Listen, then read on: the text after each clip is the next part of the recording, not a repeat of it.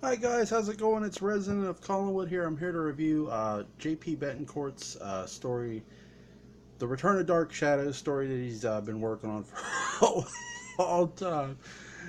Series 9, Chapter 2, A Crucible of Lies. And again, setting this key, and that's exactly what he does. He sets this with Carolyn's return, coming back to Collinwood, and coming back from the loss of her boyfriend Jude, who she was clearly in love with. And that's the one thing Carolyn, again, as I touched on before, has experienced a lot of loss. And this chapter two, we sort of, he touches on those losses too, and I love the way he does it. She meets, David and Sobahan. If I pronounce that wrong, I'm so sorry. And Curtis and Barnabas are sitting there, and you're sort of sitting there with them in the drawing room of the great house. I mean, he really takes you there, and I enjoy that the most of this. Again, it feels like sort of Dan Curtis did all those years ago. You're there. You're there. And that's the one thing I love about this too. And when she comes in, it's she's calm, but she's upset. And I love how David and Sobahan. I'm sorry if I'm mispronouncing it, but I love they both sense something's wrong with Carolyn. She's sort of mourning June as she was his wife, and she wasn't. And so they're sort of concerned about her state, not just her state of mind, but her state of being. And I like that. Again, Carolyn's pain isn't just affecting Carolyn, it's affecting everybody around her. And then there's Barnabas. And at first, I thought maybe you were just going to get a sparring match between Barnabas and Carolyn. Nah, you got straight up boxing match. You got Holyfield Tyson style. And I love that. I love the heavy hits in this. It's not just jab, jab, jab. It's bam. Carolyn basically not just asked Barnabas, she sort of makes an accusation almost, you could say, did you cause Jude's death? And I love that. I love that bad, like, God damn it, I want answers. I love that from Carolyn, because it's like Barnabas, again, we know he's a man of secrets. And as Carolyn's pointed out, it wouldn't be, if he did, this wouldn't be a first time of him interfering with Carolyn's, life when it comes to boyfriends or husbands. And she makes that clear too. I love the introduction of Serena.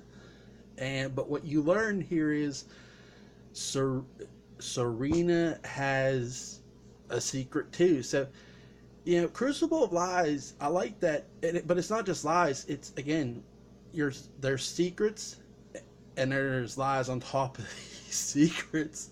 So, I love that. I love what he's doing. Again, I get real excited and goosebumps when I read these guys, so you have to excuse me. I get really excited. And I love the fact that Maggie is just making like a wicker basket, and she gets to talk to Caleb and them, across the phone. They're in Beijing. I love that part. It's a quick interaction. I love that he mentions about texting. I love that. You get a touch up of what happened in the past, like I said with Caroline, and you get just touch ups of other things too, like the werewolf thing that happened. And so you get a touch up of the past, but things that are also going on in the present. And I like that. I like that very much. Everybody's doing something in this, and that's awesome as hell. And again, I guess my favorite moment, I can't, again, is sort of like I expected sparring with Barnabas. No, straight up boxing, heavy blows. I like that. That was my favorite part in this.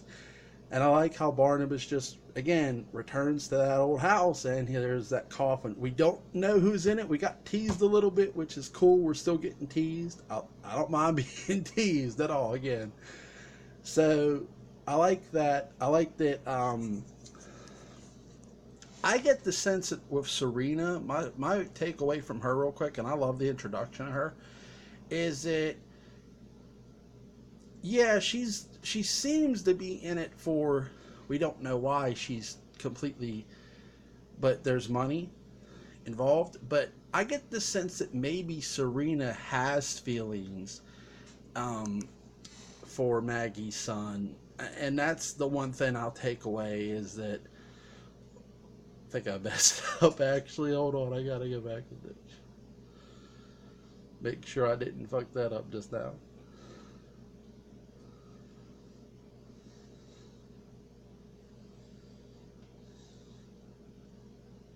Yeah, Sebastian. I love that. I think Serena's just in love. I think Serena is somewhat in love with Sebastian, and I like that. Maybe there's that there. We don't quite know yet, and we'll see what we get down the road. So again, I'm a huge Dark Shadows fan. I'll plead guilty to that, but I love these. It's and what I like too is something Dan Curtis did was Curtis he wouldn't necessarily have always full blown heels. With this, you are getting full blown heels, but you're also getting a touch of sort of what Curtis did, not all the time full heels. So I love the mixture of what we get to in these stories, and it's very. I like that. I like the mixing of that.